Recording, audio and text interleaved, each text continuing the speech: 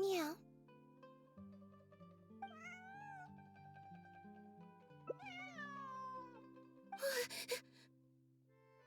Oh, it's you. 1 second. Now activating chat mode. You made me jump there. I thought they'd finally caught me. Objectively speaking, the trouble was entirely of my own making. Half an hour ago, I was at Hotel de Boer for a drinks reception. It was to celebrate the successful opening of a show, but it was draining my energy. So, I waited for the right moment, then snuck away so I could switch to standby mode.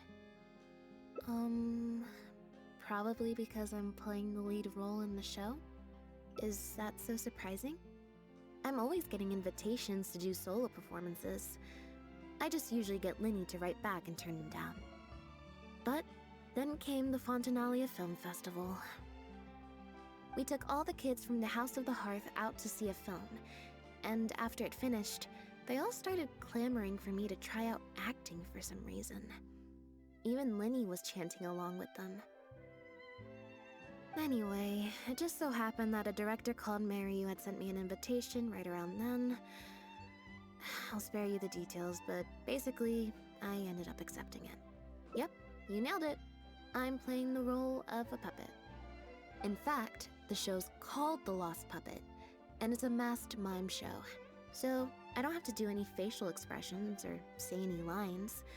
Literally just a series of physical movements. The director says it's a very avant-garde art form. Art is not comprehended by the mind, but felt in the heart. At least, that's what the director says.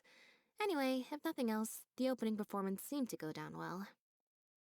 At the drinks reception, everyone was crowding around me, saying, "Triumphant character portrayal, faithful adaptation of the original work, unequivocally, quintessentially avant-garde," and stuff like that. But being the center of attention is draining. So the moment they left me to go harass the director instead, the other thing is, some weird things happened while I was on the stage. Oh, sorry, Bonnie. I didn't mean to leave you out of the conversation. No, we just met. We bumped into each other right after I slipped away. Well, it'd be kind of difficult for us to communicate otherwise. Besides, I think she's taken a Yeah, that's right. Good kitty. We'll go find your owner. Nope. She's wearing a collar, and for the most part, she's pretty well groomed. If she is a stray, she hasn't been for long. Her stomach's been growling a lot. I guess she must have been missing for a few days now. As much as... But the reception... I should probably show my face there again at some point, even if it's just to make excuses and leave again. Well, I just find it exhausting, thinking through all the different ramifications of different choices and so on. That's more Linny's area than mine. So, unless it's something really important, I usually just leave the decision-making to him. It's fine. He got Fremine to make me a little something for just this situation. Poof! A phaetometer. It looks pretty over the top, I know, but it's essentially just a box of cards. He kept the design simple, so it'd be harder to break. The way it works is, I pick a card at random, then look at the number on the card. Well, for example, if the number on the card is 5 or higher, I help Bonnie find her owner. I just have to believe in the bond between me and my cards, and my fate will reveal itself to me in numerical form. At least, that's what Linny said. Anyway.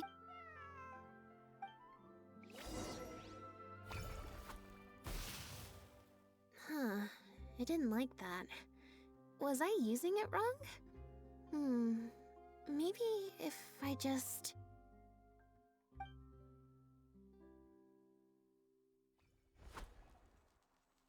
Clearly, there's some design flaws to iron out.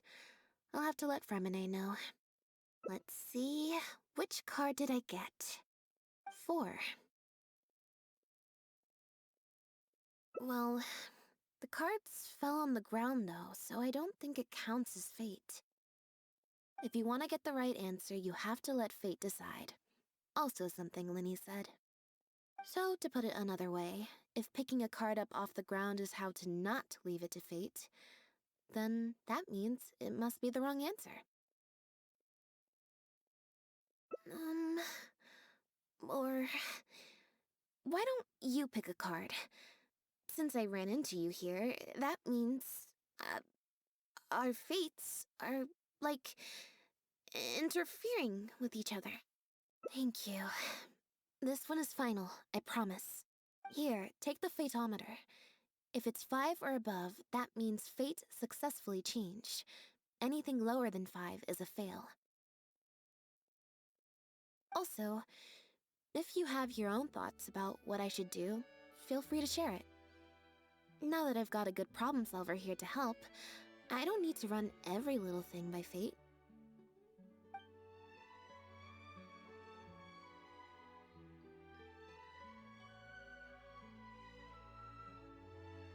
Alright. Then let's see where fate will lead me.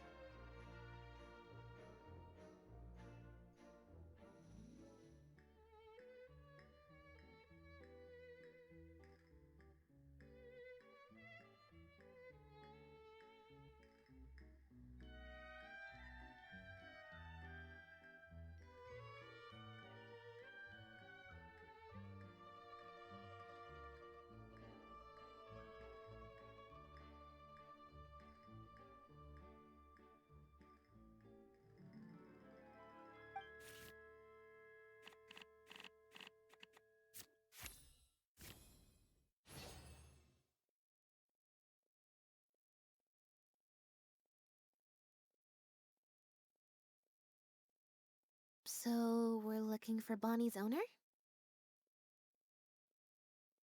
There's 20 cards in total, numbered 1 to 20. So there's only a 1 in 5 chance of drawing less than a 5. I should also mention, this time the cutoff was 5, but I just set that to wherever I feel like. To put in perspective, I said I'd only do the show if I drew a 1. Fate can be pretty sneaky sometimes.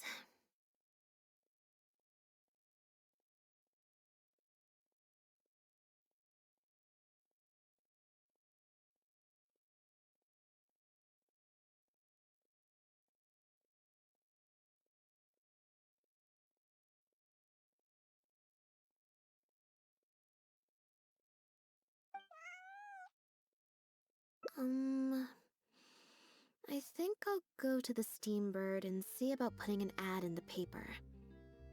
You wanna come along? I think Bonnie wants you to come with.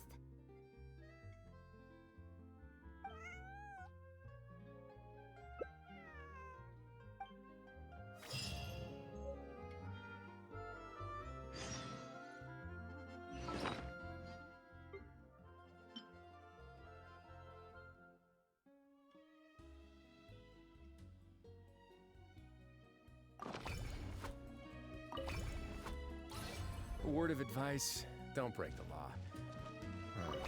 Anything else? Yeah, seriously, don't break the law.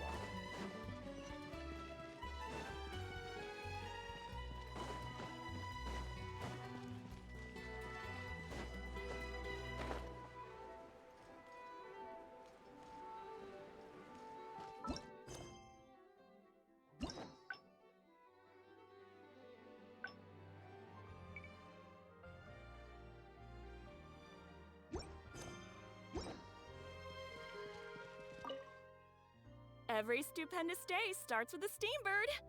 Oh, hi Lynette. Hi Traveler. What can I help you with?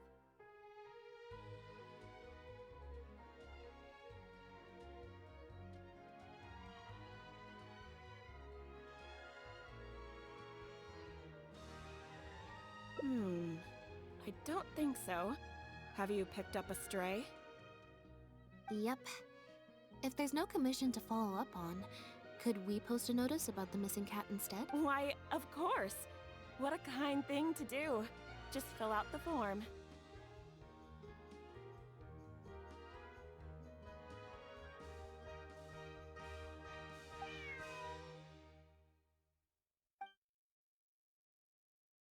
Well, we've registered you as missing.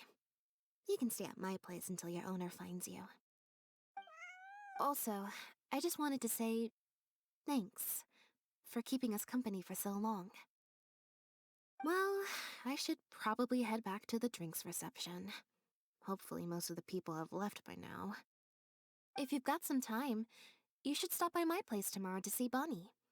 There's a nice cup of tea in it for you. Alright, see you then. The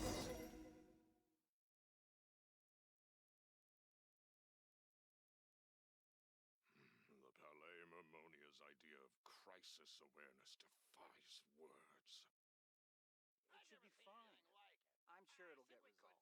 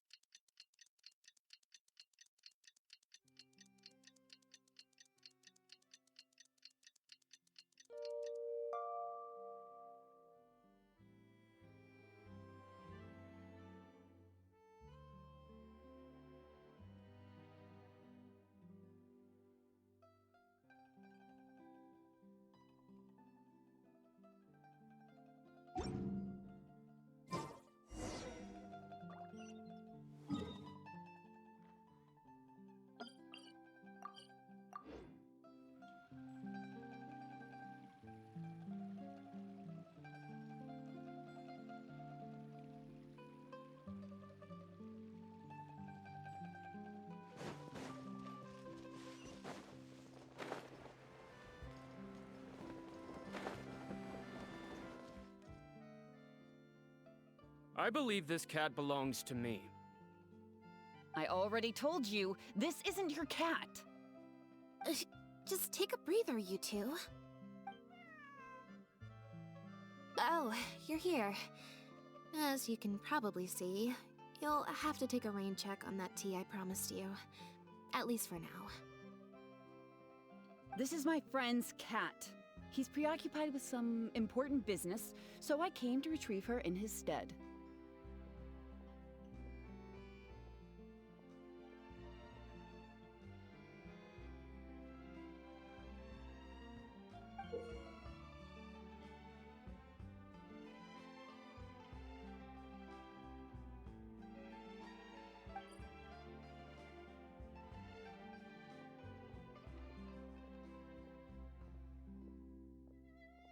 No, it's far more likely this cat escaped from the Humane Society.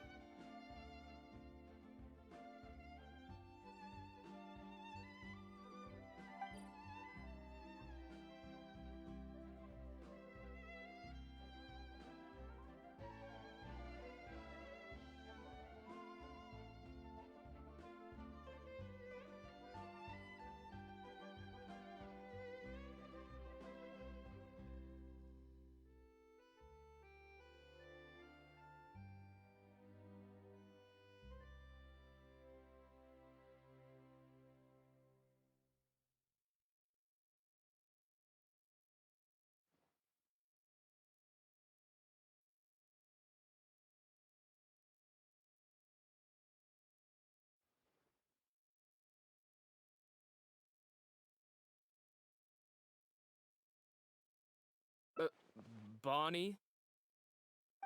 That's the name I've given her in the meantime.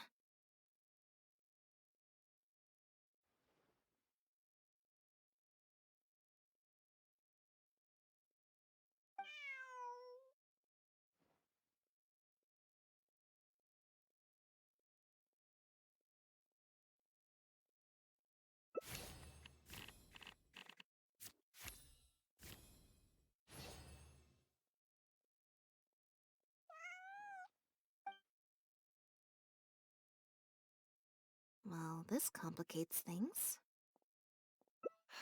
I told you before. This is my friend's cat. It's normal for her not to trust me. Listen, I'm the director of the Humane Society, okay? We've got so many strays, dogs, cats, you name it. I'm not even the one feeding them most of the time. You can hardly expect the cat to recognize me.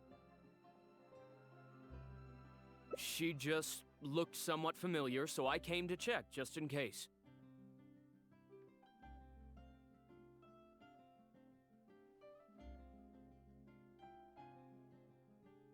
If she turns out to be one of ours, I'll take her back. Simple as that. Even if that's not the case, the Humane Society could still take her in, if no one else comes to claim her, that is.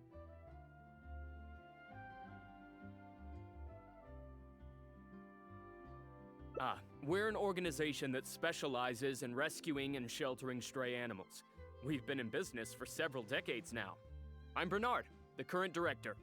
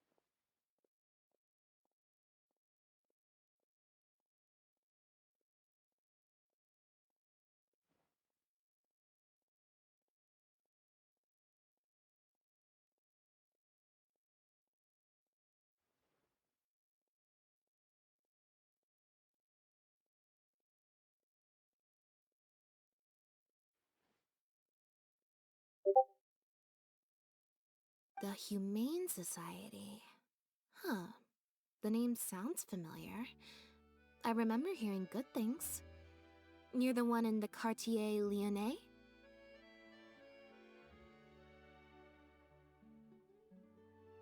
Yes, that's the one. Anyway, if it's not too much trouble, could I possibly take a closer look at the cat? If it turns out I really am mistaken, I suppose that means the cat belongs to this lady here. She would be the only remaining option after all.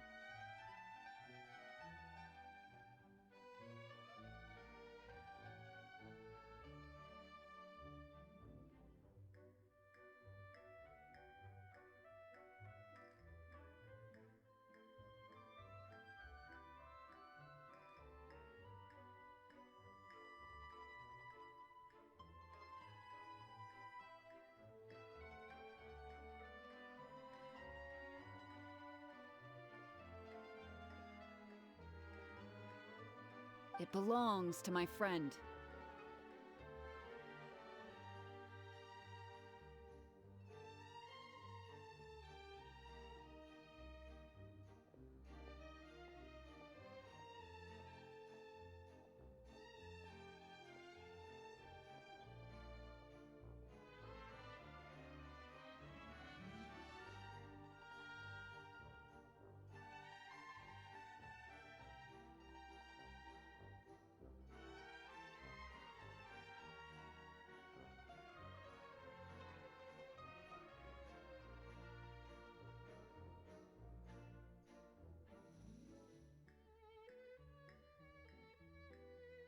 on, Bonnie.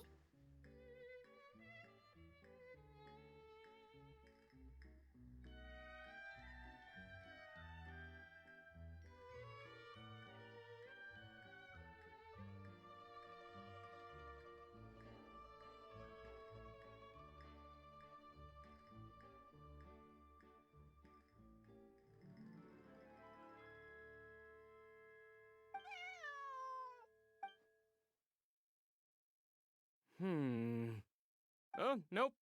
Looks like I was mistaken. They do look similar, but there's an ever so slight difference in this one's fur color. Deepest apologies, friends. Well, I suppose this means I still have a missing cat to search for. Apologies again for the confusion. Oh, yes, exactly. Wait a second. You lied earlier, didn't you? Lied?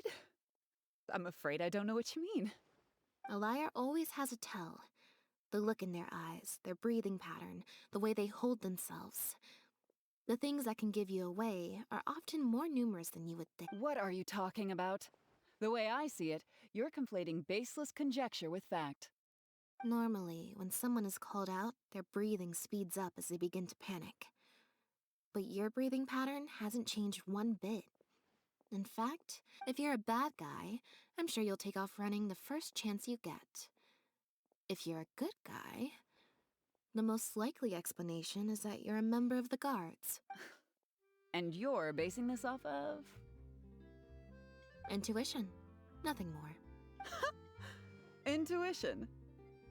Well, I have to hand it to you, Lynette. You're right. I'm a member of the guards. The name's Elodie. I'm currently investigating a cross-border smuggling case. This cat here, Bonnie was her name? Well, her owner is one of the prime suspects of our investigation. A couple of days ago, our suspect got wind that we were on his tail and fled. That's most likely how he got separated from the cat. I just so happened to stumble upon your notice in the Steambird. So, I decided to see if he'd come back for her. But it looks like I overestimated him. The impact of this case has been huge. The Marechaussee Phantom, the guards, and the Special Patrol have all launched investigations. If there was even the slightest chance that he would show himself, I had to follow up on the lead. A new kind of illegal drug, imitation synth. We confiscated all the synth on the market, but addiction isn't something that goes away overnight. Even without substances on the market, people are still looking for a way to get their next fix. And criminals are all too eager to capitalize on that addiction. That was the impetus for imitation synth. Needless to say, a small-scale market opened up very quickly. After the original synth debacle, we put several measures into place to prevent similar incidents from occurring. The perpetrators got smart, though, and shifted their sales overseas before those measures could kick in. That's when the imitation synth smuggling began. We only recently got word of the presence of imitation synth overseas. We managed to track down evidence of some early transactions. What we were able to find out, however, hasn't proven that useful given the amount of time that has passed.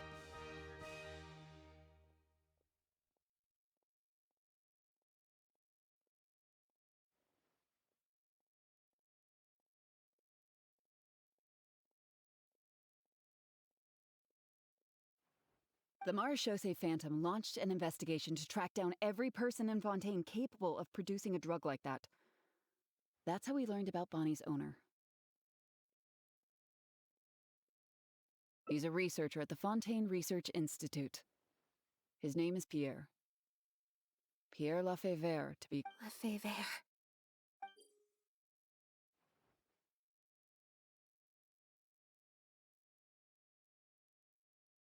The Marechaussee Phantom found him in Poisson. In addition to the cat, he also had a pendant with him.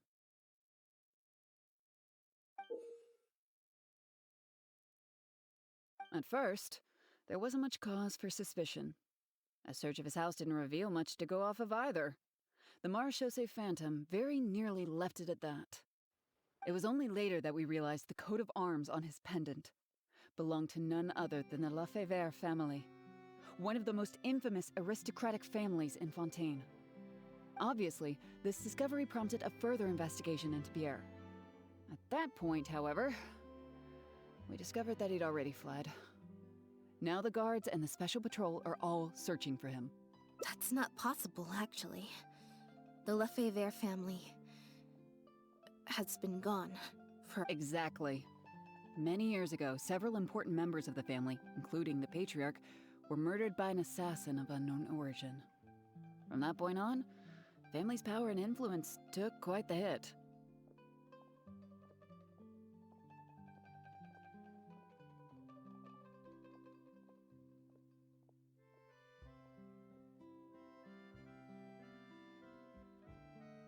The family is engaged in all manner of crimes. As you can imagine, there's no shortage of people waiting in the wings to take their revenge.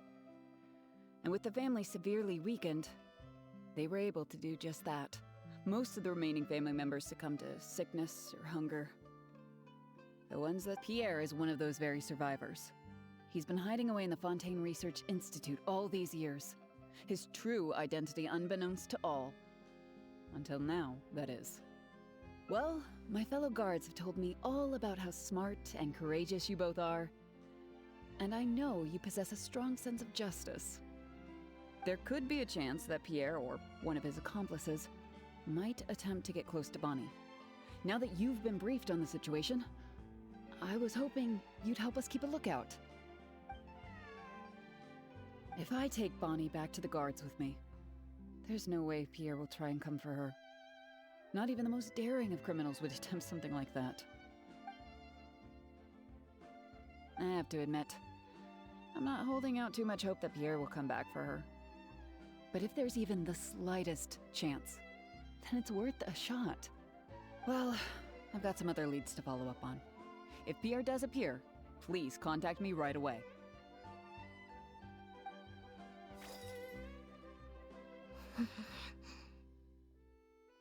It's nothing.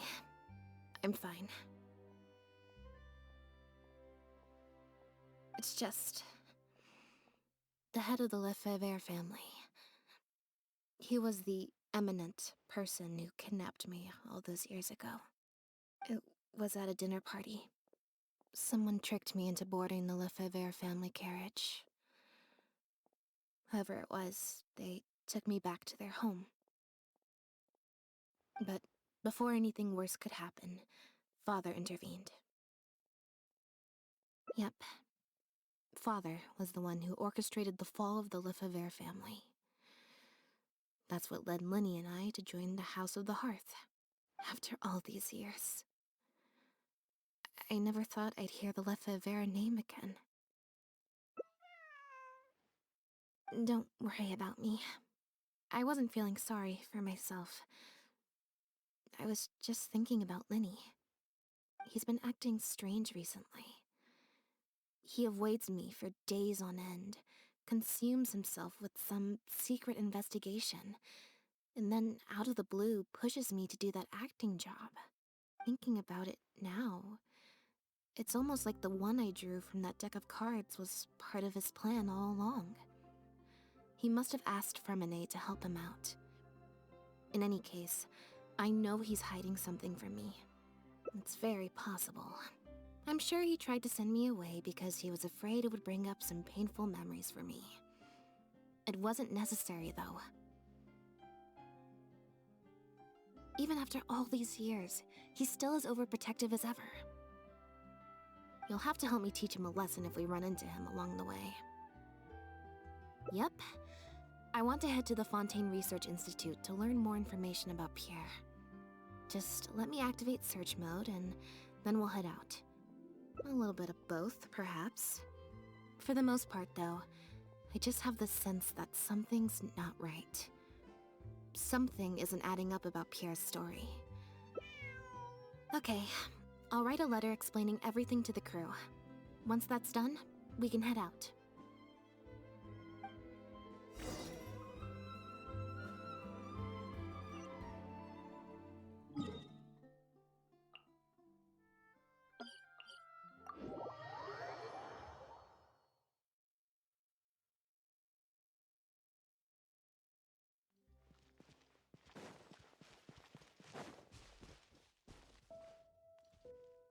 Lynette, you're, not at rehearsal? You can drop the act, brother. In fact, I don't think either of us will have a need for acting anytime soon. You should know better than to try and keep something from me. You've never been able to do that, even when we were kids. And that's why I tried to distract you with the masked mime show. But I guess you're just too good. Care to introduce us to your new assistant? This is Officer Shovras, captain of the Special Security and Surveillance Patrol. You may have met her already. Nice to see you. I should clarify something. Mr. Linney's here at my invitation, not the other way around. To borrow your expression, Miss Lynette, I suppose that would make him my assistant more than anything. We've brought on Mr. Linney as a consultant in the past. He was instrumental in helping us crack a case involving a perpetrator who used magic tricks to commit crimes. So you've heard everything then? That's exactly why we're here. There's always been questions surrounding the fall of the Lefebvre family. Some people even believe the House of the Hearth was involved. Whoever was behind it all was extremely cautious. They didn't leave a shred of evidence. This very fact, however, leads me to believe it was indeed the work of that harbinger. I took a look at the entrance and exit records of all the carriages that night. Let's just say it wasn't hard to deduce that there's ill will between you two. Don't worry, I don't have any evidence to that effect, and I certainly don't plan on going to bat for such a despicable family. Plus, you were victims back then more than anything. I sought Mr. Linney's help with the smuggling case, nothing more. The way I look at it, it's a collaboration between us as people, not the organizations we represent. Besides, by working together, we can expose the truth as quickly as possible. You can hardly say that's at odds with the justice my organization strives for. Not at all. I was planning to invite you from the very beginning, Miss Lynette. It's just that my assistant here raised some objections. Linny, I'm not the same person I was back then. That little girl who did nothing but cower in the corner in fear, she doesn't need saving anymore. I'm sorry, Lynette. You're right. I let my concerns get the better of me. Oh, and the next time you want to distract me, you should try a different approach. Who's this? You pick up a stray while I was gone? It's a bit complicated. I'll explain later. Anyway, her name's Bonnie. Well, if there are no objections, then I suppose the only thing left to say is, Lynette, Traveler, welcome to the team.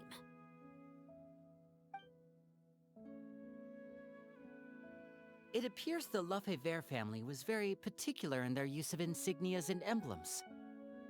The family would use different emblems to mark differences in status, blood relation, and the like.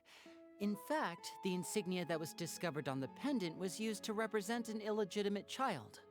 It's highly likely. That very status might have been what allowed him to emerge from the fall of his family relatively unscathed. It would also explain why he was able to assume a new identity as a researcher with relative ease. We discovered something interesting, though. After talking to some of his co-workers, it appears he pretty much works at the Institute in name only. Apparently, Pierre was once addicted to synth. He tried to use the resources at the Institute to create a substance with a similar effect. He claimed it was just for research purposes, but the Institute revoked his access to the relevant materials regardless. He was placed on disciplinary leave, pending a thorough investigation of his actions. But it seems the Institute ran into some trouble along the way. Could have been a lack of personnel or a timing issue. In any case, they had to table their formal investigation into Pierre. As for his family background, it appears none of his co-workers at the Institute were aware of that information. All they could tell us was that he was quite the recluse. Other than the pendant, we didn't find anything else of note at his residence in Poisson. Based on the samples of imitation synth we've been able to analyze, it appears the substance leaves behind strong traces wherever it's produced or stored.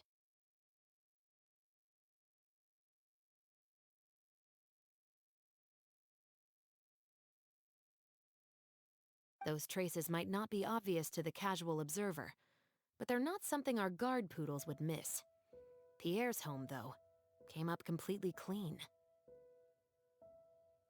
We didn't find any records indicating possible involvement in overseas transactions either. So, the Marechaussee Phantom didn't view him as a major suspect at first.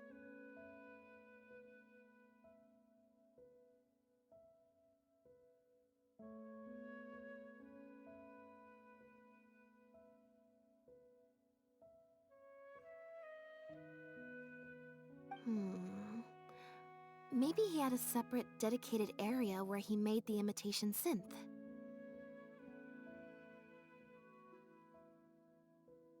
Well, his neighbors did say he was often gone for long stretches of time. You would think with him out and about so much, people would have spotted him around Poisson, but residents said they barely ever saw him in town.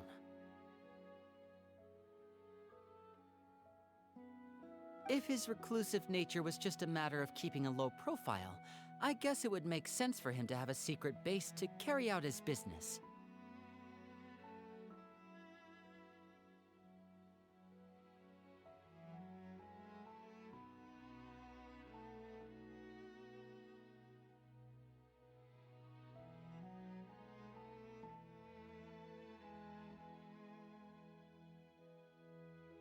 After he disappeared, the guards conducted a thorough search of Poisson, but they didn't come across any suspicious locations. Poisson. You know Hotel de Boer, where I first found Bonnie? To get there from Poisson, you have to cross a stretch of ocean. It's not somewhere a cat could just wander off on its own. A cat? You mean...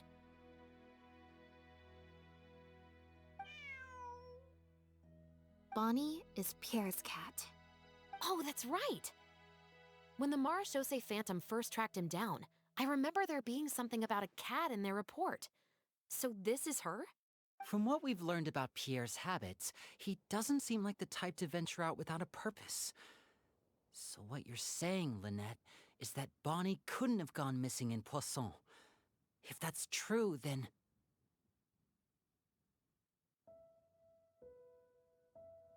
Exactly.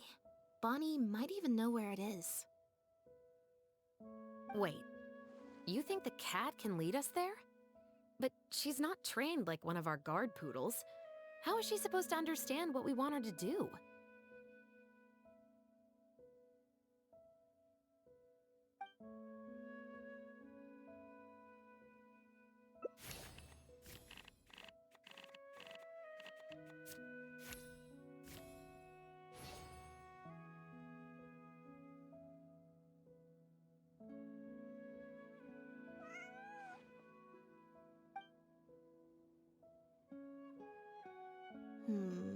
Near the coast, the beach, and beneath the cliffs. The place we're looking for is most likely north of the Court of Fontaine. Well, I've certainly never taken a witness statement like this before. Well, if it works out, maybe it's something worth getting used to. Cats and humans are actually pretty alike. When it comes to communication, most of what we want to convey can be accomplished through body language alone. But humans tend to rely too much on speech to ever take advantage of that fact. Of course, body language has its limitations. You're not going to be able to get across anything too complicated. The important thing is that we now have a lead. Let's try and find a place that matches the clues Bonnie gave us.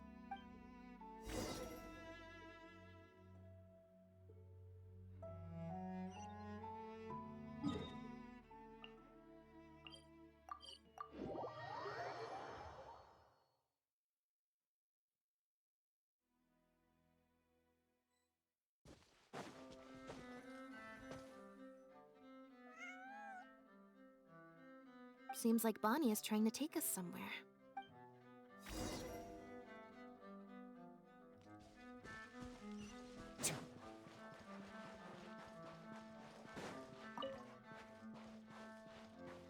Gardamex ahead! Look out! Red outlines your fate. Let me weave you a verse. One with wind and cloud! Shiver! Or more, please.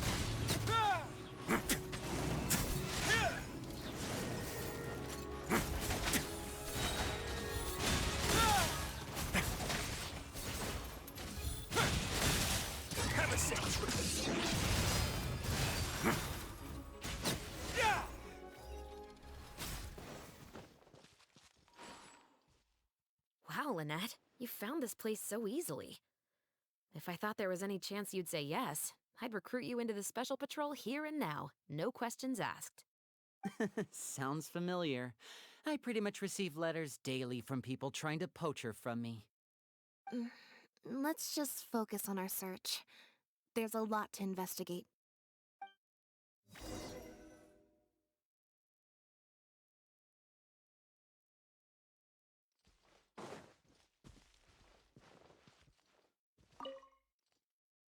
Aha!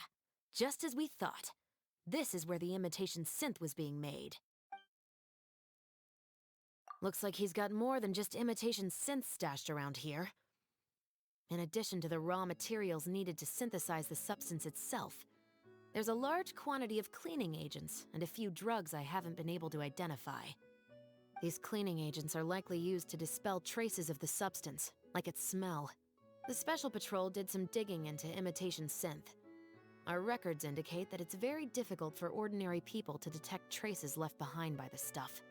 I'm sure that was the case for Pierre as well. It must have taken a considerable amount of time and skill to ensure all those traces get washed away. But what are these other drugs for?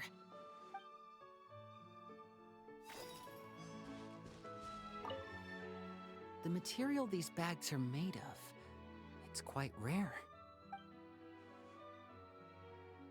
It's the very same, actually. Romaritime flower fiber. But there's something special about the composition of these bags. I took a closer look, and it appears they're not only waterproof, but also corrosion and leak resistant. Even the strings look specially designed to keep the bags closed nice and tight. I came across some bags made of the same material just now, but they were much smaller and thinner. From the look of them, they seemed far less durable as well. Very similar, actually. Normally, it would be easy for a guard poodle to sniff out the imitation synth, but if it was sealed away in a bag like that, it might be possible to elude detection for some time.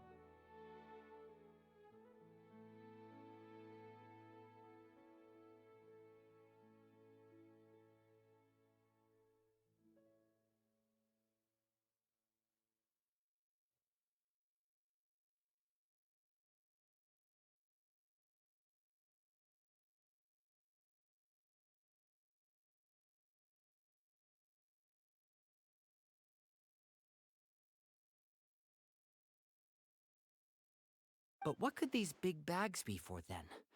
If the goal is to keep the imitation synth hidden and sealed away, these bags seem a bit too conspicuous.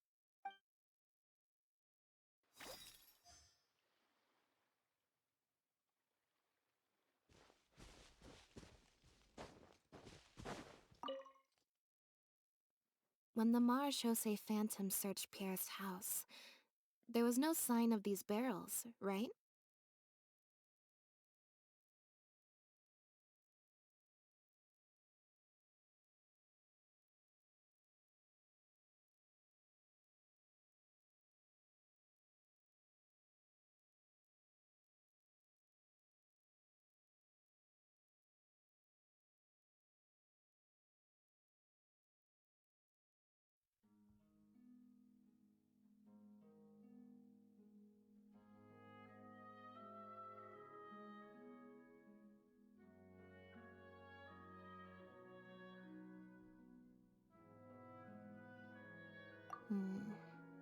You're right. That doesn't seem like his way of doing things.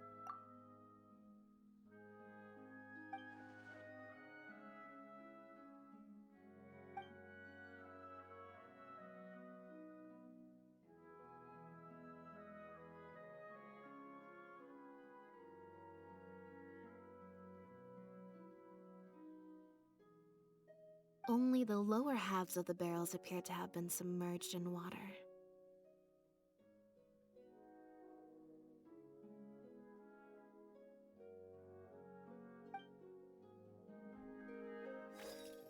Based on the various ingredients we've found, this appears to be where Pierre was cooking up his imitation synth.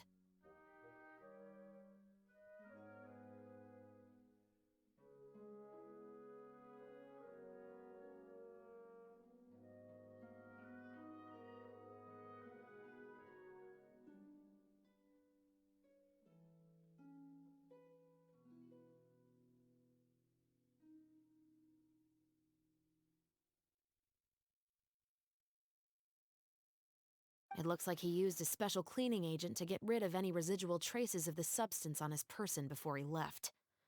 That's how he was able to get past the guard poodles.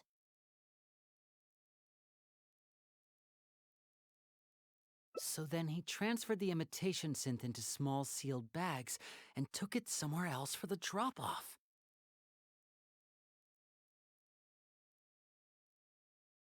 No. I don't believe our suspect is the kind of person who'd go around carrying incriminating evidence with him. That would potentially create too many eyewitnesses.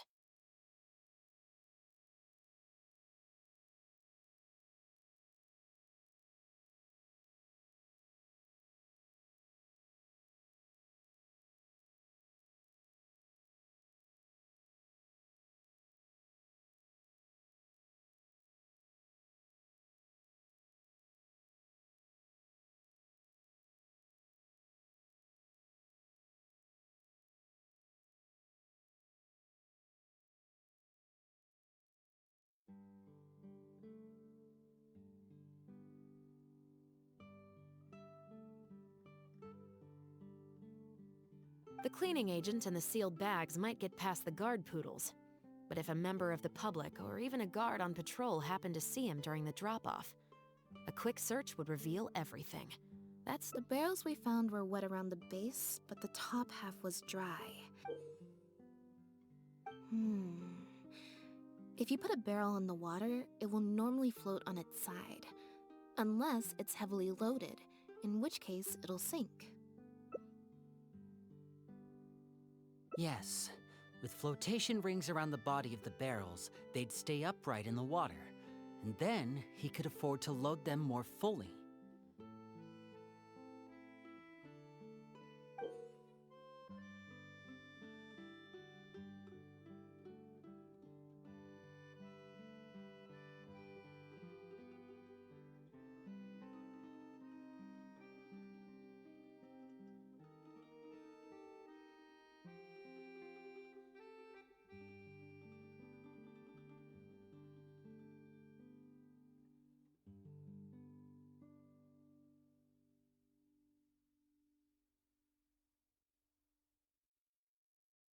You think he used floating barrels?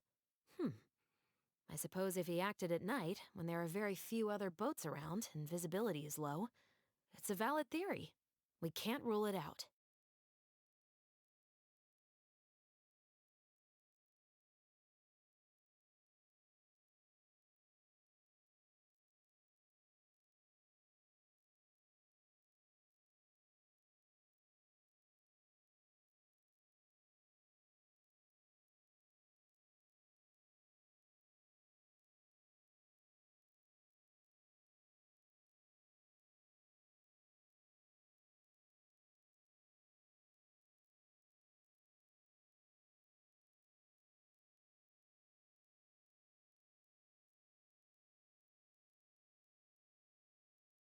But then, wouldn't the barrels be carried off by the waves or the currents?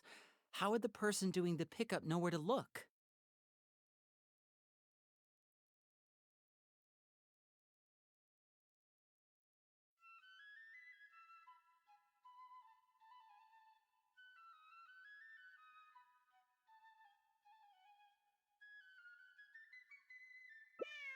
Traveler, can you come take a dip in the sea with me? I have a feeling that somewhere down there...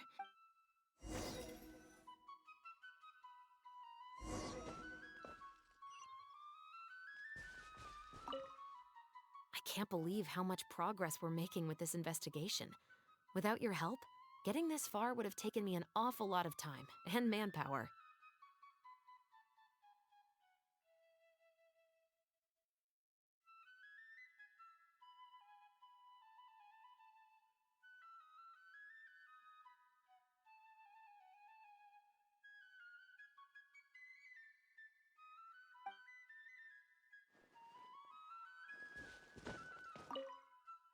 It's rare to see Lynette in serious mode. I wonder how long she'll keep it activated for.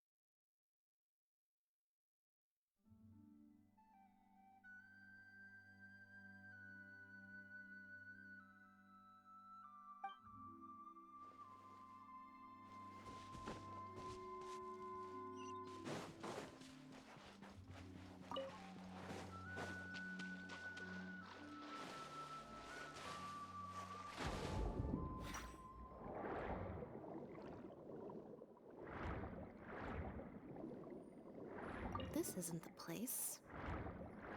The wreckage of a small boat? This isn't the place.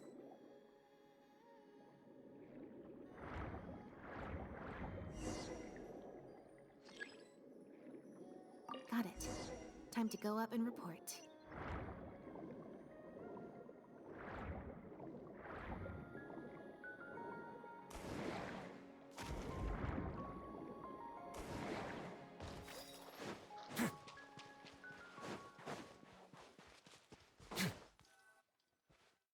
As expected, we found a few pieces of rope and some anchoring stones underwater. If you attach them to a floating barrel, it would look like this.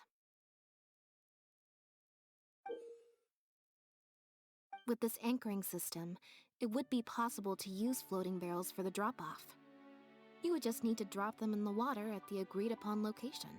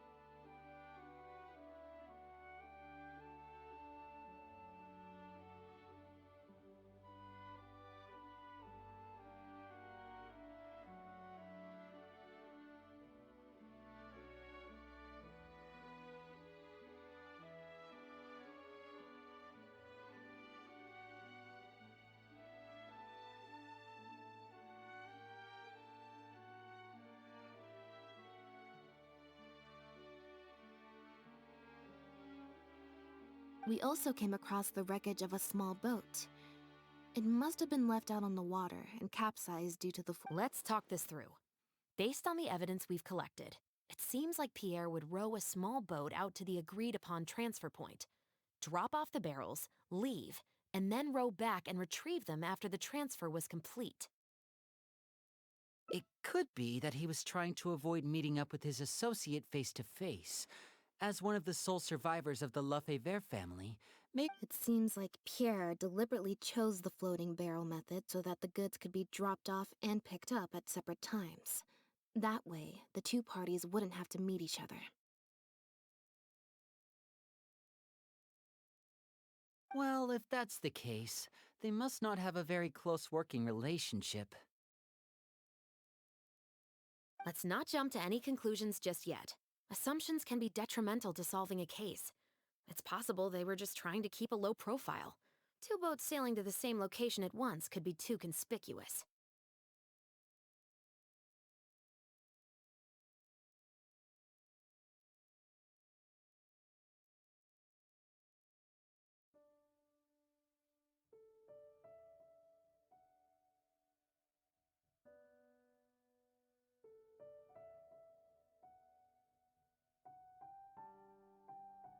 The most important thing is that we can now confirm Pierre wasn't acting alone. The floating barrel drop-off, let's say for now that he was only in charge of producing the imitation synth. That would mean there has to be at least one other person involved in the operation, likely in charge of transporting the goods across the border. Since we've determined that the goods were transported by boat, maybe we can track down some travelogues or something.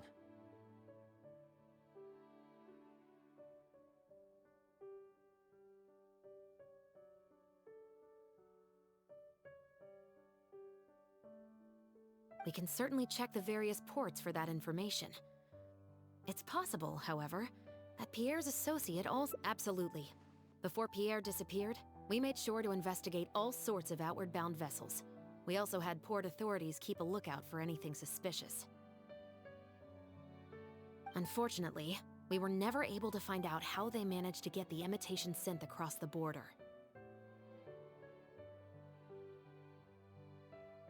You're right.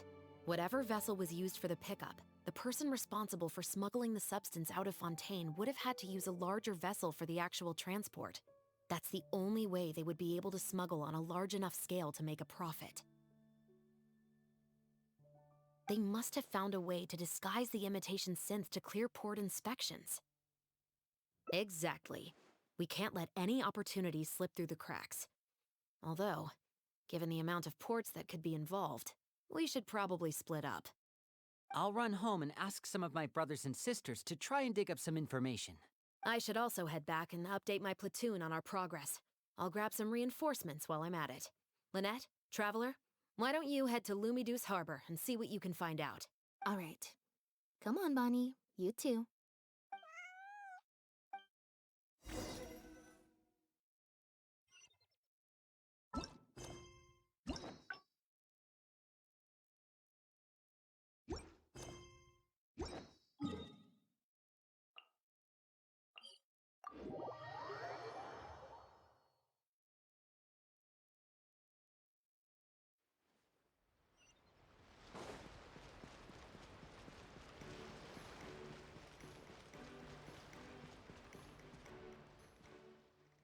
Oh, Lynette, Traveler.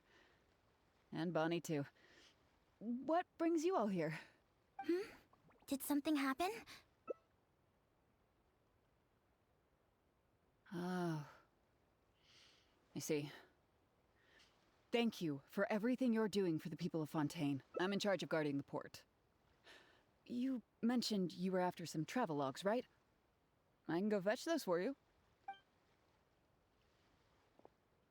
Looks like I've got another hard day of work ahead of me. No, not usually. It's this incident that happened recently. Before that, everything was normal. All we had to do was confiscate anything suspicious and we could call it a day. Pretty simple stuff. But things are much more complicated now. We somehow let suspicious cargo pass through the port undetected. Not even our guard poodles were able to sniff it out. Even worse, we still don't know how the perpetrator was able to conceal the goods so well.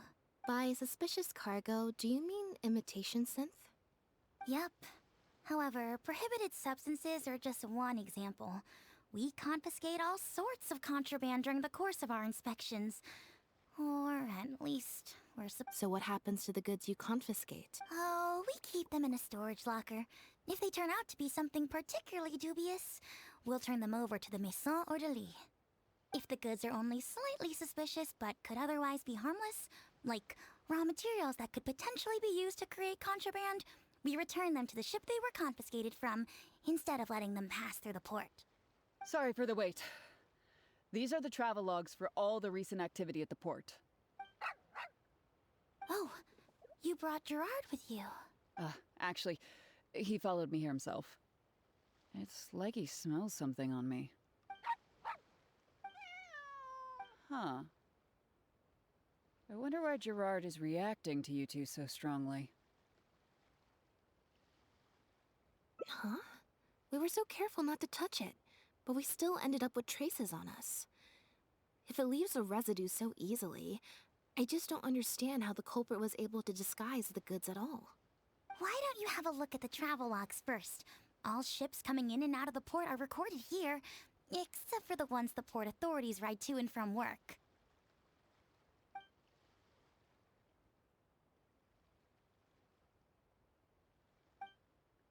The Humane Society.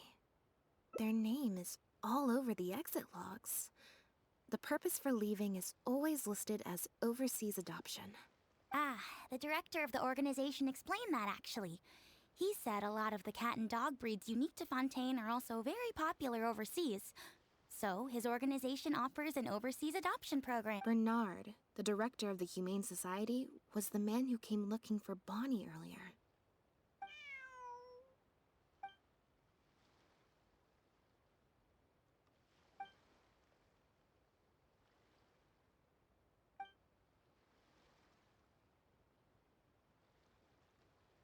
Have you figured it out too, Traveler? The way When Bernard asked to take a closer look at Bonnie, he was actually checking whether there was any imitation synth in her stomach. Wait, what? The sealed bags we found at the secret base. They were specially made to be corrosion resistant. There were gaps around the lids of the barrels, and airbags were used to keep them upright in the water. Those drug shovers found at the secret base. She most likely didn't recognize them because they're not used on human beings. It's an anesthetic used on pets. The perpetrator must have given it to the animals. Pierre must have made the animals swallow the sealed bags full of imitation synth at his secret base. Then The sealed bags combined with an animal's body odor would certainly be enough to mask the scent of imitation synth.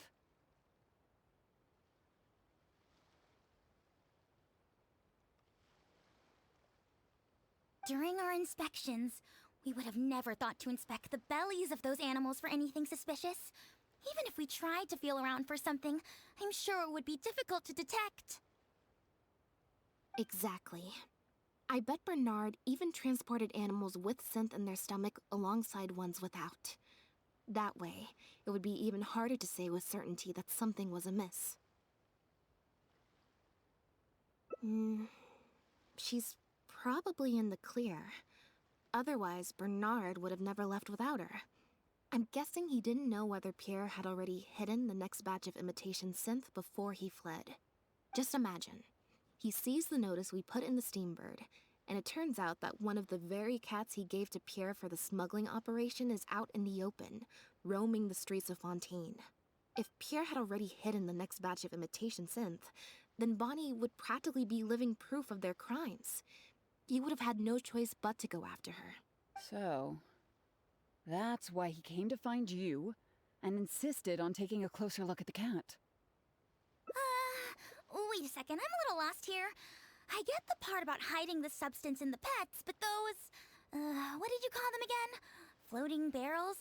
Why even put the animals in there in the first place? If you've got something as convenient as a floating barrel, why not just stuff it with the imitation synth directly? Why not wait to hide the stuff until after the exchange has been made? In order to make sure the animals could swallow the sealed bags, they made them extremely thin. Had they not done that, the animals would have likely bitten or chewed through them. That step would have required a lot of energy, as well as a certain amount of technical expertise. So it was better left to the more experienced Pierre. We've already proven how easy it is to pick up trace amounts of imitation synth, so I'm sure Bernard was taking all the precautions he could to avoid the same fate. Okay. Then, let's head to the Humane Society right away and bring that guy to justice. I'll bring a Gardamek to speed up the process.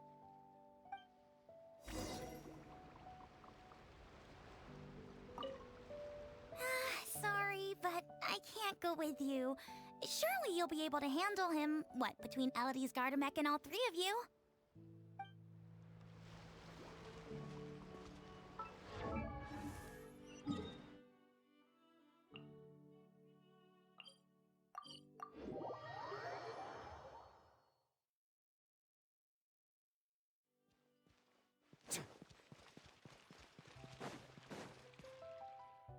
The headquarters of the Humane Society should be somewhere around here.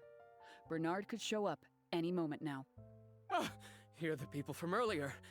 Wait, you're from the guards? After him! We can't let him get away!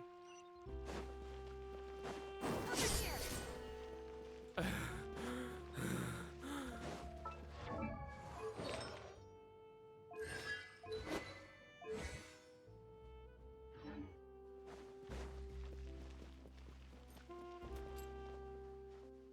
Give it up, Bernard. Mercy. Have mercy. I'll talk. I'll tell you everything I know. The Humane Society has done so much good over the years, and yet you have committed such an atrocious deed in its name. Look, I didn't have a choice, okay? My father cared about those blasted animals so much, he didn't bother to take care of his human wife and son at all. While those animals were showered with love, I lived worse than a dog. No one asked. Tell me, how did you first get to know Pierre? Well, after I took over the Humane Society, it gradually became harder and harder to maintain its operations.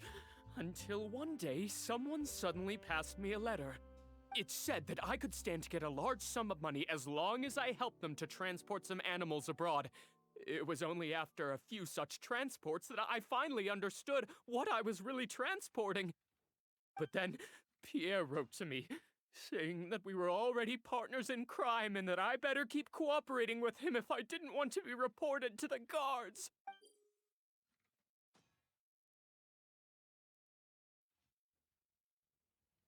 You knew it from the very beginning, didn't you? The reason why you had to go through so many steps just to transport some animals. I'd suggest that you confess everything right now if you don't want to add anything else to your list of crimes. Yes, officer. I would order wooden barrels and flotation devices according to his instructions, and then load the sleeping animals onto a boat. Once I sailed to the location he provided, I would dump everything together into the sea. And a few days after that, I'd come by again in my boat and pick up the animals sleeping in the barrels. Once I had received enough of them, I'd bring them to the harbor to be adopted abroad. That guy, Pierre, he was running the entire show. He set up all the meeting times and found all the foreign adopters. Oh, and he even supplied all of the goods, too. I just did the transport. He was the one who planned out and executed everything else. Look, I don't know, okay? I've never ever met him in person. We've only ever communicated through letters. And when did he send his final letter to you? Just last night, he said that the Marechaussee Phantom is now after him, so he's planning to go into hiding for some time. He didn't mention where he's thinking about going, though, but he did tell me to look out for the guards. It's been a few days since Pierre's last appearance. I'd wager that he sent that letter after he found his hiding spot. I burned them. It was on his orders. I had to burn every letter after reading them. I wasn't even allowed to share them with the rest of the society employees. Sure sounds like you're trying to use the lack of witnesses or evidence to pin the blame on Pierre. No, I swear, this time I'm only telling you the truth. Well, we can check the truth of your statements at the Opera House.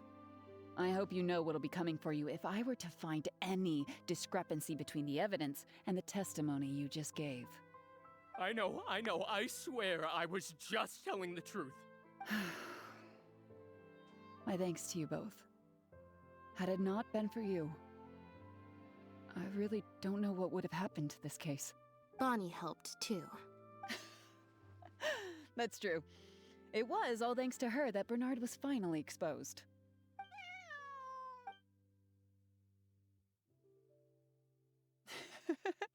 And it looks like she's grown quite fond of you two as well. Then I'll leave you be. Just let me know if you find any other new leads.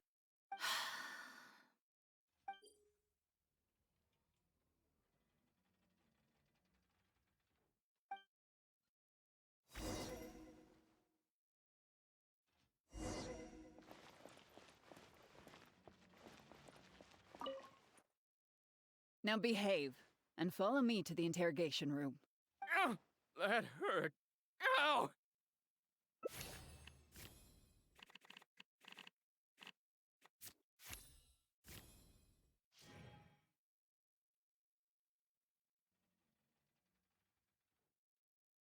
Is everything really... I still feel like the relationship... Also, I've had this strange sense that...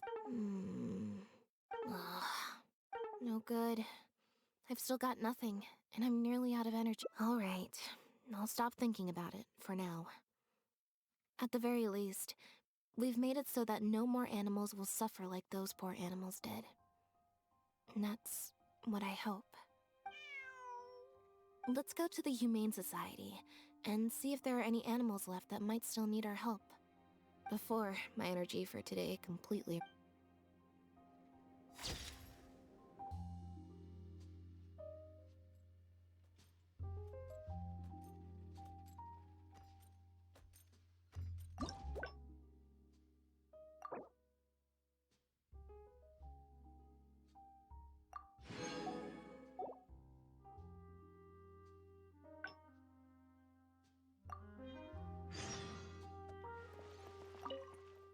Now behave, and follow... Ow! That hurt.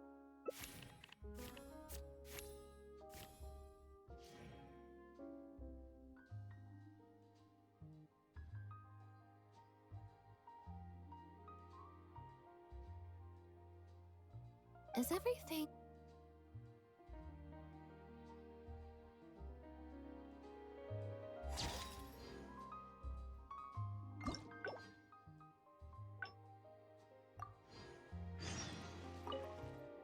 Now behave, and follow me to the interrogation room.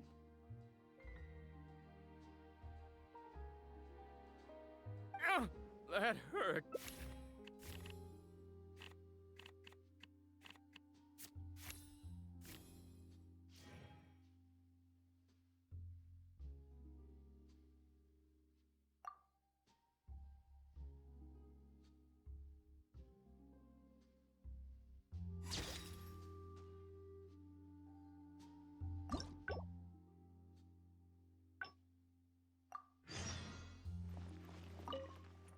Now behave, and follow... Ow!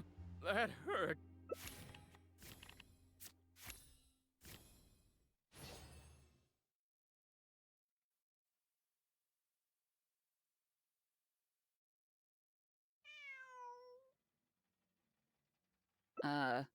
Is there something else you need from me, Traveler?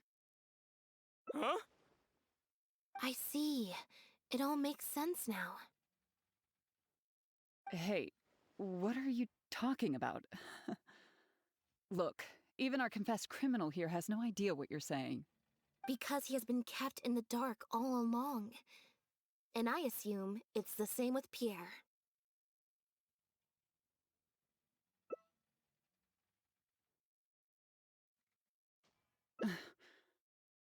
That never quite added up for me. Why did Pierre feel compelled to return to his home with Bonnie and the pendant, and make them so easy to find for the Marechaussee Phantom?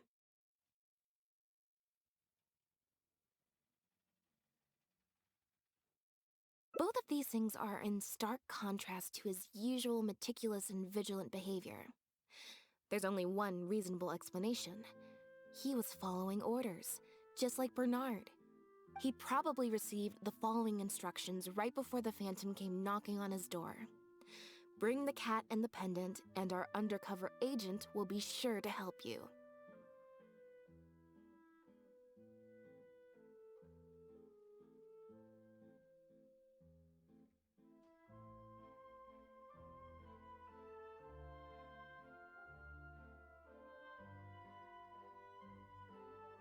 Unbeknownst to him, however, the third person who wrote that letter to him had long decided to sacrifice him and Bernard to save themselves.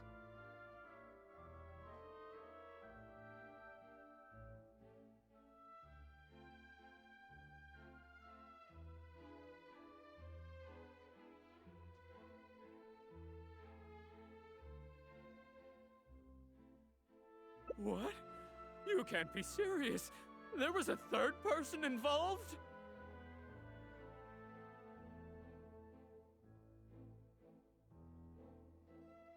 If you focus only on Bernard's testimony, it's easy to believe that only Bernard and Pierre were working together.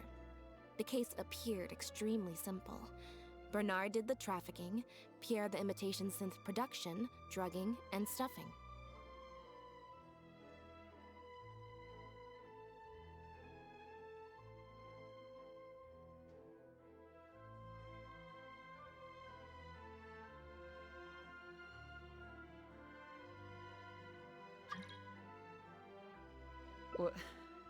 Wait.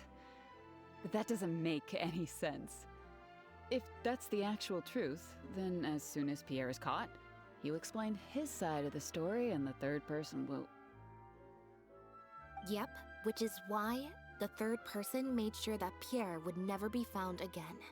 Once they had instructed Pierre to expose himself, the third person wrote to Pierre again, suggesting that everything had been taken care of, and he should take Bonnie and safely return to his base.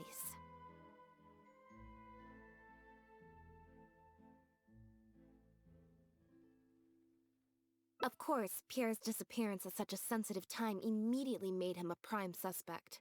Knowing that Bonnie had last been seen with him, all the third person would have to do from that point on would be to lead the Phantom to investigate the Humane Society and get Bernard to confess the truth. Wait, so you're saying that the letter I received yesterday, the one that made me think Pierre was still alive, it was also sent by the third person?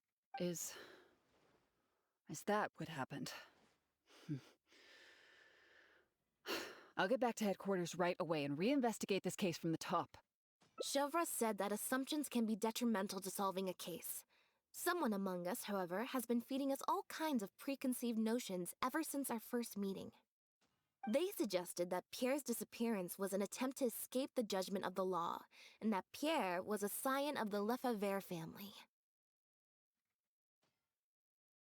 But if the disappearance is truly just a cover-up for a murder, then couldn't the true scion have been an illegitimate daughter, rather than an illegitimate son? Huh? Haven't you taken this joke a bit too far? You're right. I did let a lot of assumptions get to my head when I first started to talk to you about the case. I'll make sure to correct my behavior. You deliberately fed us lies, but even you could not control every last detail of your plan. There was a flaw in your scheme, and something didn't quite go as planned.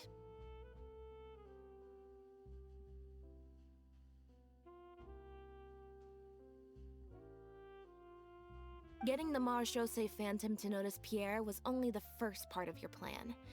Had they failed to take notice of the Humane Society, they could have cast a wider net. And you couldn't predict what they might possibly find, if given enough time. This, of course, was the main weakness of your plan.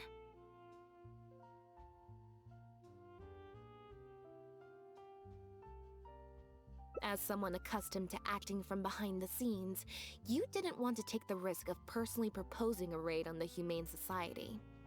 So, you thought about pulling a few more strings, so all of the suspicion would point towards Bernard and his society.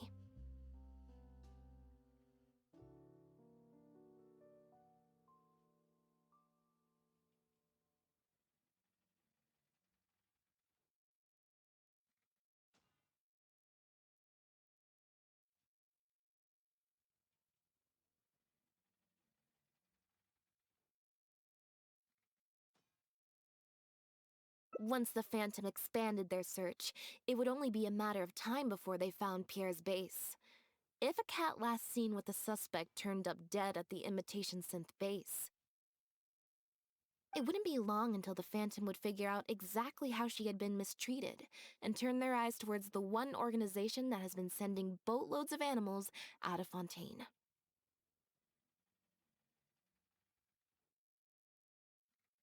It was probably during your ambush of Pierre. You didn't even have the time to check if she had already been stuffed full of imitation synth. Still, you soon found another opportunity. Before long, Bonnie had made her way back into the city, and even popped up on the Steambird. Like Bernard, you desperately wanted to confirm the contents of her stomach, so you hurried to find us. Unlike Bernard, however, you were hoping that Pierre did have the time to make her swallow a load of imitation synth. While investigating the suspect's cat, we unexpectedly discovered that the suspect has been smuggling imitation synth using living animals as intermediaries. That was your plan, in any case. With that, you'd have been able to lead the investigation towards the Humane Society. Bonnie had managed to escape before Pierre was able to stuff her full of imitation synth. That part of your plan could no longer be carried out. But as shrewd as you were, you came up with another plan right away. You manipulated the Traveler and I to help you identify Bernard as a key suspect. You used the Lefebvre name as bait to get us to join your investigation. With 2 extra bodies around, the Special Patrol is sure to soon take note of the strange event of Bernard somehow having a reason to look for Pierre's cat. So, what you're saying is, I went to all that trouble just for the chance that you might put forth the suggestion that would lead you down the wrong path. Of course, you did far more than that. Just now at Lumidu's harbor, were you not the person who highlighted the suspicious activities of the Society? Ugh. You even highlighted the Society's activities during your compilation of the logs, so they'd be immediately visible to anyone examining the records. Moreover, the logs contained no records of the Port Authority's activities. In other words, your activities. And what are you trying to suggest with that? I am insinuating that you had plenty of opportunities to transfer the raw materials for imitation synth from the harbor to a boat, and then sail over to the meeting place full of floating barrels.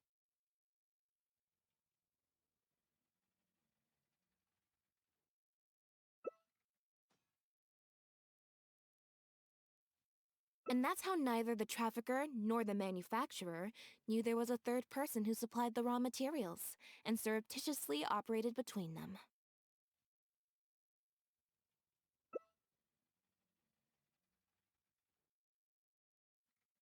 Pierre manufactured imitation synth using the raw materials you provided, stuffed the animals, and placed the animals back into the barrels.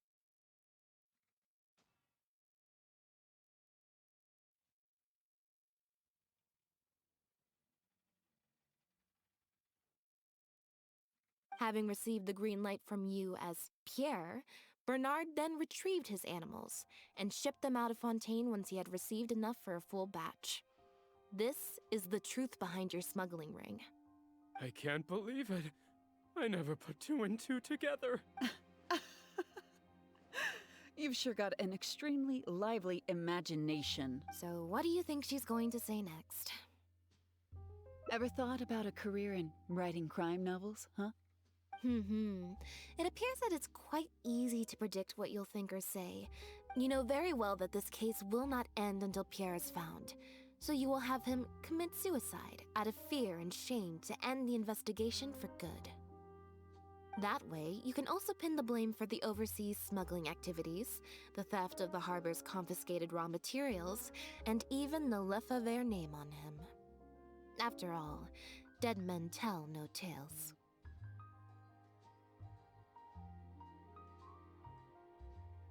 But you still want it to appear as if he had sent that last letter to Bernard, so you have to make sure he cannot be found until after Bernard has confessed to the authorities.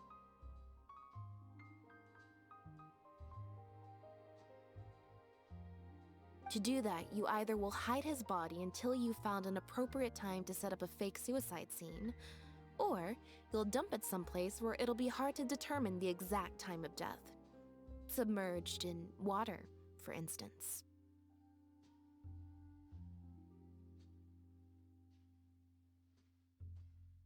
The location would ideally allow you to keep the body hidden for some time while also letting you keep an eye on it.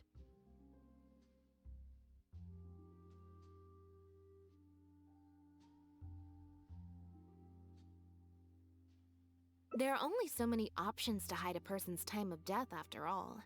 As long as the Phantom investigates each of the possibilities in turn, they'll surely find Pierre's remains.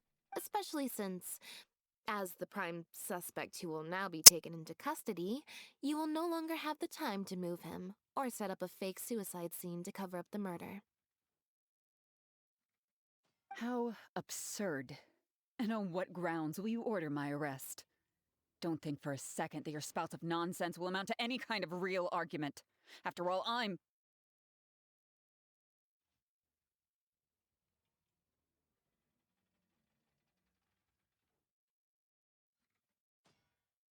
Elodie Lefebvre! As the captain of the Special Security and Surveillance Patrol, I hereby declare you as a suspect in the case. If you have any— That's right. We received a message from Lumiduce Harbor that you were going to investigate the Humane Society. We didn't expect to run into you at such a critical moment. While at the harbor, we noticed something else extremely interesting.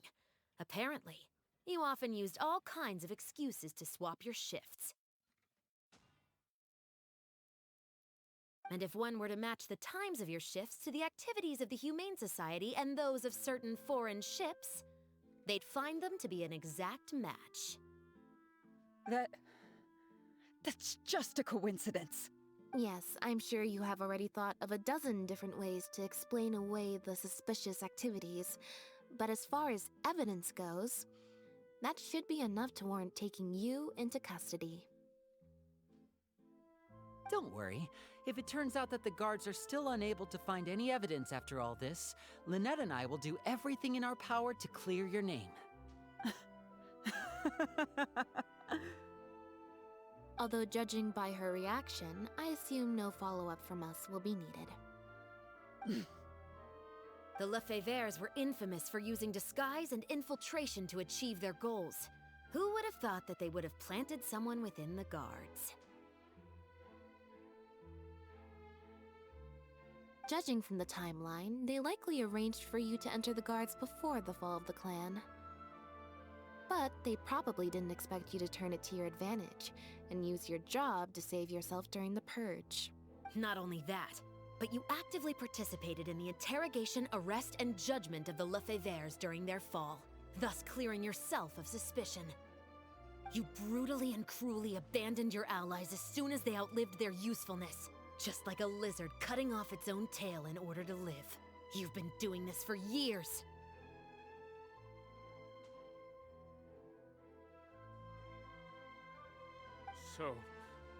So you played me like a fool after all?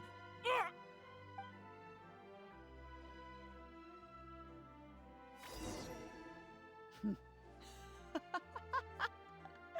What was that word you used? Ally? You think that someone as foolish as him is worthy to call himself my ally? They were worthless scum, all of them. Not just Bernard and Pierre, but those Lefebvres too. They always just saw me as a tool. I lost all my chances of a normal life just because I was born into their lot. Not only that, but because they wanted me to become an undercover agent, they stripped me of my name, too. I had to live in constant fear of them while they were alive. And even once they were gone, I had to continue to bury my heritage and my name. Always worrying that their enemies would come knocking at the door. Do you know anything about what I've been through over all these years? My life as the last Lefebvre?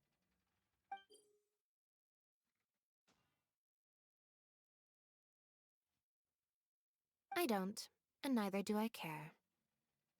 Are you for real? Aren't you a Lefebvre victim too? Elodie, You're the only one still living under the shadow of a name. That's enough. Keep your hands where I can see them and do not resist arrest. If you have more to say, save it for the interrogation room. What a joke. What a joke! Hey! Don't come any closer! What's that?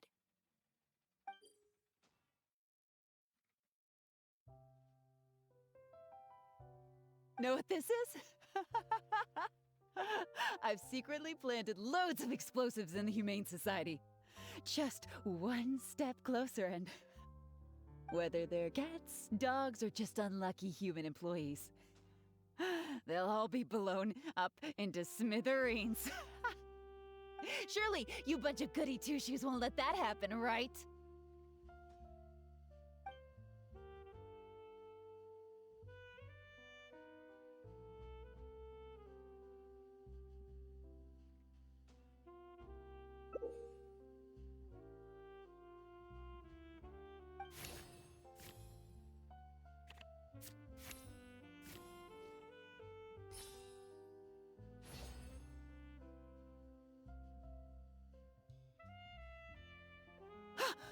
What?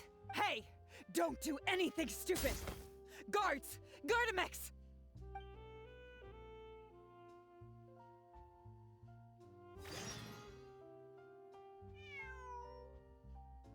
Phew. So I was right after all. It's easier to deal with the person causing the problem than the problem itself. This is it. Looks like it's just a toy. Guess that's probably why she suddenly flipped and knocked out Bernard. He probably knew that there were no explosives at the Society. Well, given that she never even showed her face to Bernard and Pierre, I had my doubts that she'd have gone to the Society in person to plant explosives. Thank you for your help, everyone. I'll take them back for thorough questioning, and find someone better to take over the Humane Society. I might need a few statements from everybody. Would you be able to come with me? If statements are all you need, can Linny provide them on my behalf? I still need to go back and explain some things to the crew. I also had an appointment with the Traveler before we got interrupted. Ah, so you do remember. Yes, I invited you to come over to our place. Once I'm done talking with the troupe, I'll make a nice cup of tea and bring Bonnie to wait for you outside of my door.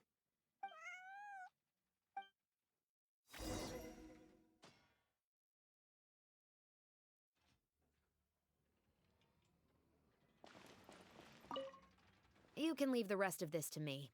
The other guards will be joining me shortly. Don't worry. The materials have many other regular uses outside of being used to make imitation synth, so they're not immediately subject to being confiscated or destroyed.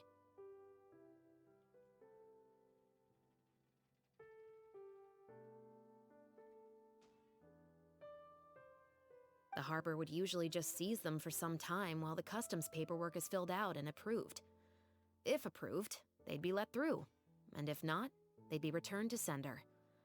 Given that the foreign merchants who sent in the shipments were probably working with her in the first place, they likely just never reported the difference in what they sent and what they received.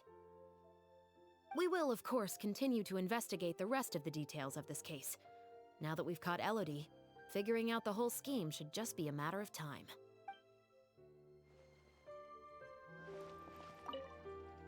You must have spent a record-breaking amount of time in serious mode today. I can't remember the last time I've seen you like this. Is it because of a special someone? Based on information that we found before, imitation synth was first circulated on a small scale in Fontaine before becoming a large-scale smuggling scheme. I'd assume that the first offerings of imitation synth came from what Pierre made in his early days. But since he was not experienced with running a clandestine operation, he was soon discovered by guard Elodie. Elodie saw the opportunity to make a great profit in his work, and perhaps even the chance of making a new life for herself, so she decided to cover his tracks.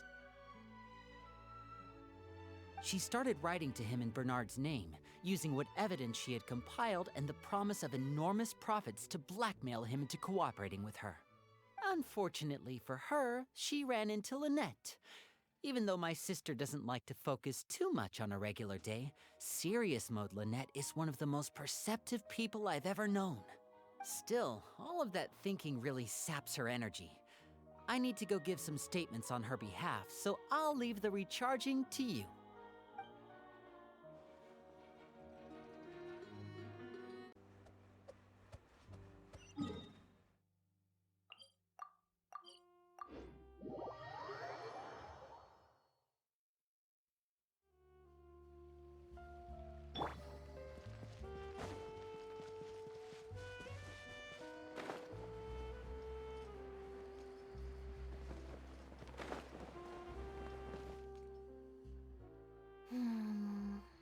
Black tea and a cute kitty.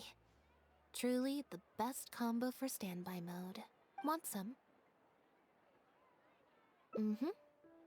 I hope you'll like it. Not at all.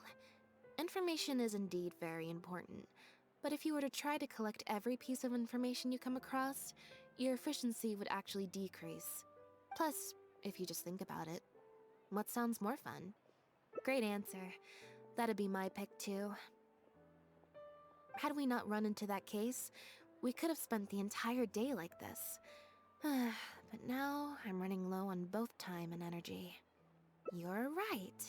I can sense it. I'm recharging very quickly at the moment.